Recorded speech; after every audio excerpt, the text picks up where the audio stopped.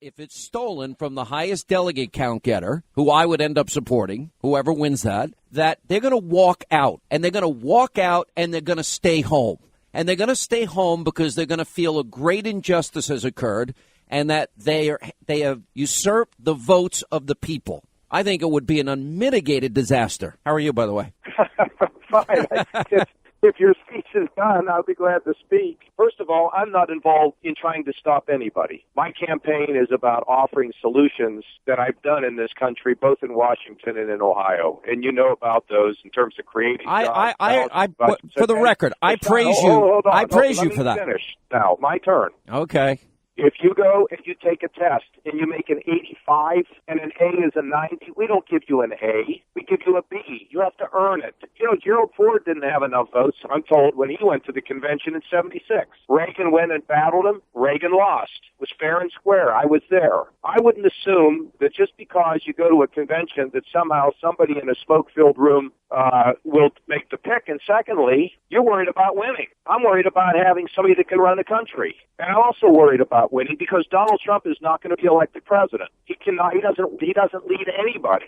So I'm interested, frankly, in being positive, which I have been, and continuing to lay out solutions. The difference between me and you is it's not up for me to decide. And it's not up to me. It'll be up to the delegates who are at the convention. It's going to be up to the delegates, but what's happening, and you can see a whole plan that has been laid out. I have a whole pack here if you want to go over all of this, is that the delegates, after the first vote, that there's an effort even now to stop. Sean, literally, those people whoever plans you have, those are people who try to get me out of the race.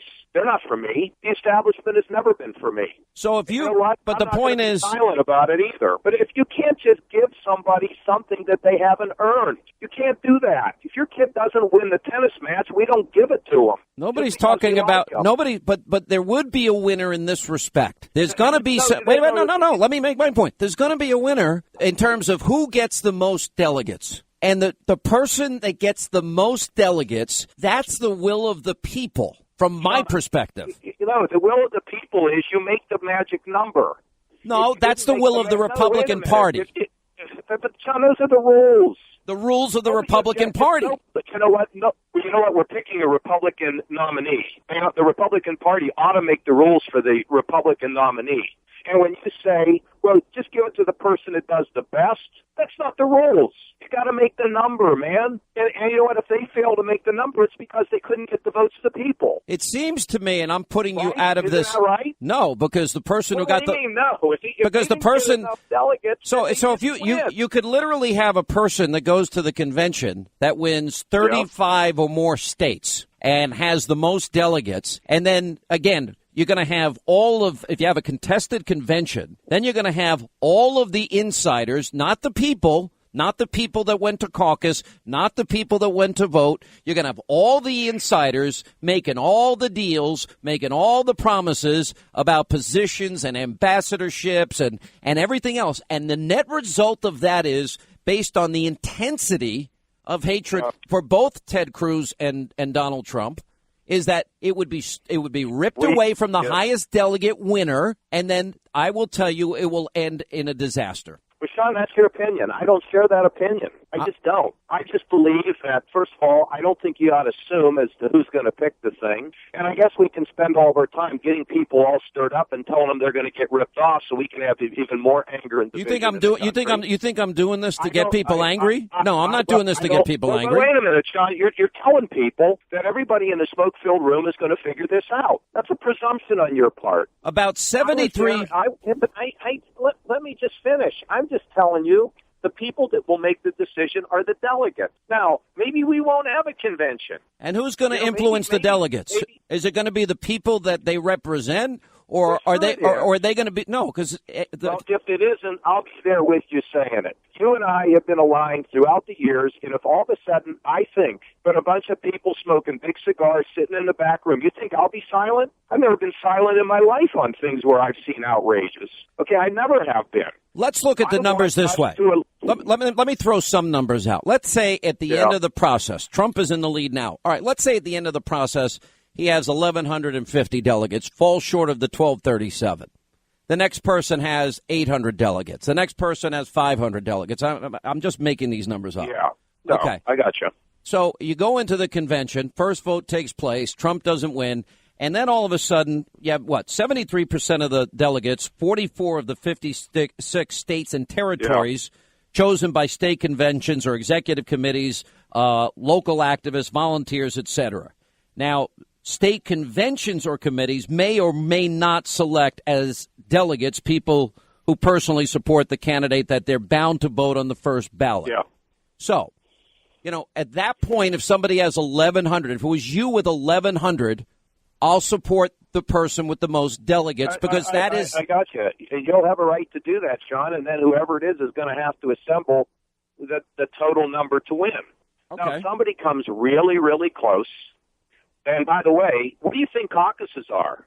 Do you think all these caucuses where they're picking people aren't they running by people in smoke-filled rooms? Of course they are. Who do you think's running the caucuses? I don't like the way the system is designed anyway to begin with. Okay, well then don't say that this part is fine and the other part's not legit. No, that's not. You're not hearing me right. That's not what I'm saying. Well, I am saying to you is this, Sean. Here's what I'm saying.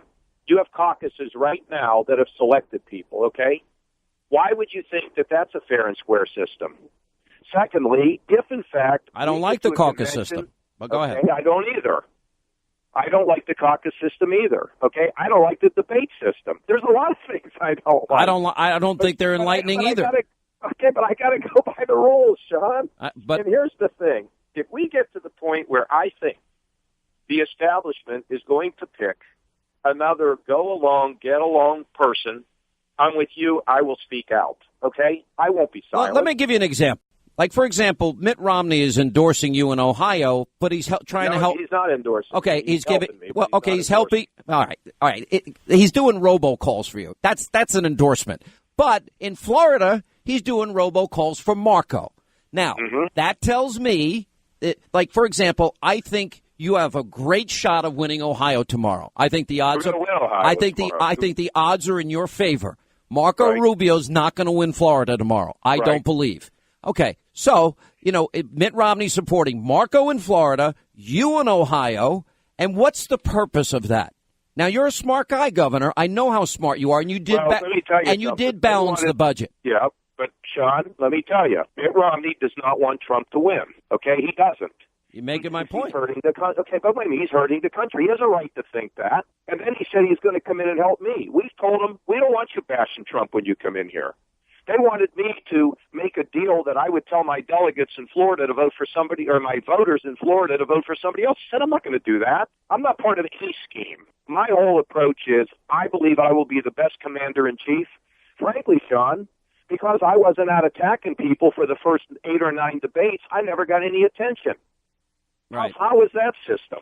Listen, now that on the merits. Let me finish. Now that I've narrowed it down to 4, I'm starting to get hurt, and now I'm starting to rise. You have you don't have a path to 1,237 by your own admission. Everybody has a path there. Well, I disagree.